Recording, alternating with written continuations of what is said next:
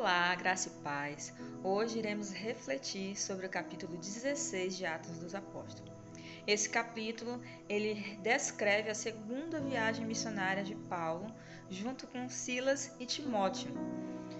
Paulo estava passando pela Macedônia, onde ele chega até a uma cidade de Macedônia e encontra várias mulheres, Paulo e Silas estavam nessa viagem missionária, encontram várias mulheres e começam a pregar e a falar sobre Jesus.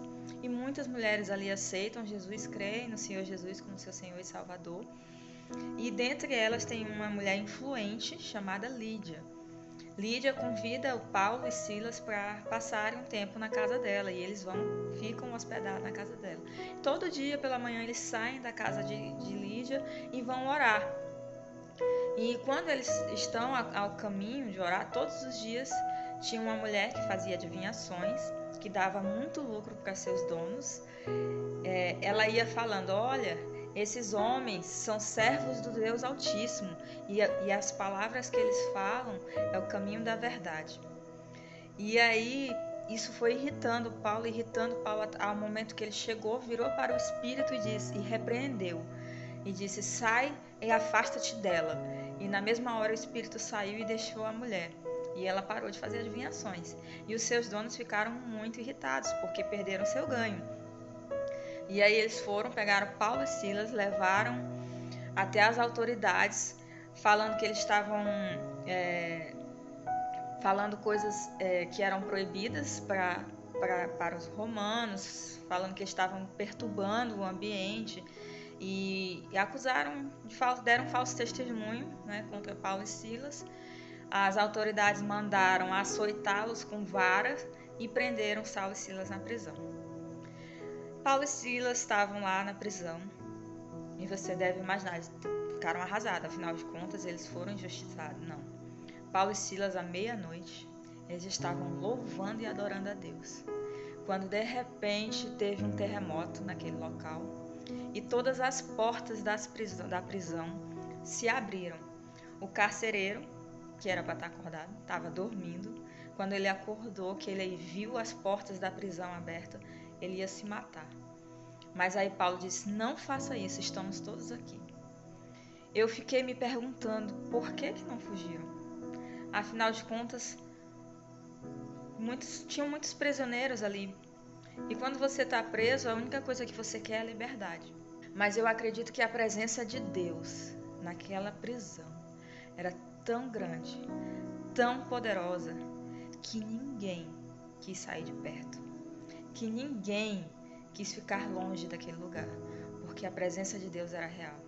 E quando você tem a presença de Deus, você sente a presença de Deus, você quer ficar com ela o tempo inteiro, você não sai. E o que é mais importante, que eu acredito que aconteceu ali, é que aqueles prisioneiros, através dos testemunhos, através da adoração de Paulo, eles foram salvos. Por isso que eles não fugiram. Porque não importasse o que ia acontecer com eles, eles estavam salvos. Eles estavam salvos. E o que mais me confirma isso é que quando o carcereiro pega a lanterna, ilumina, que vê todo mundo, e ele fala para Paulo e Silas, como eu faço para ser salvo? E aí Paulo e Silas viram para ele e dizem, crê no Senhor Jesus e serás salvo tu e a tua casa. Que poderoso! A salvação não vinha só para ele, era para ele e para a família dele. Então a salvação em Jesus Cristo não é só para você, não é só para mim. É para você e sua família. É para você e sua casa. Crê no Senhor Jesus. Nossa, como isso é poderoso. O inimigo, ele tem posto na nossa mente que ele quer destruir a nossa família. Mas Deus, ele tem uma promessa. Crê no Senhor Jesus e será salvo tu e a tua casa. Não é só você, é você e a sua casa. Não é só eu, é eu e a minha casa. E aquele carcereiro, ele entendeu isso. Pegou Paulo e Silas, levou para a casa dele, lá deu banho, limpou as feridas. Paulo e Silas pregaram para a família dele. Muitos foram salvos naquele dia. E eles liberaram Paulo e Silas da prisão. E Paulo disse, não, vão me tirar daqui, mas vão me pedir desculpa, porque cometeram um erro comigo. Foram injustos comigo. E as pessoas, as autoridades, quando descobriram que ele era um homem romano, que foi preso sem condenação, foram lá arrependidos, suplicando perdão.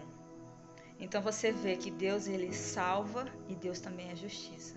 Você não vai ficar você não será injustiçado para sempre. Deus é a nossa fortaleza, Deus é a nossa justiça e Deus é a nossa salvação. Então creia que o Senhor Jesus é a sua salvação. Creia que a justiça dele é ilimitada. Então crê no Senhor Jesus, será salvo tu e a tua casa. Que o Senhor te abençoe e abençoe a sua família.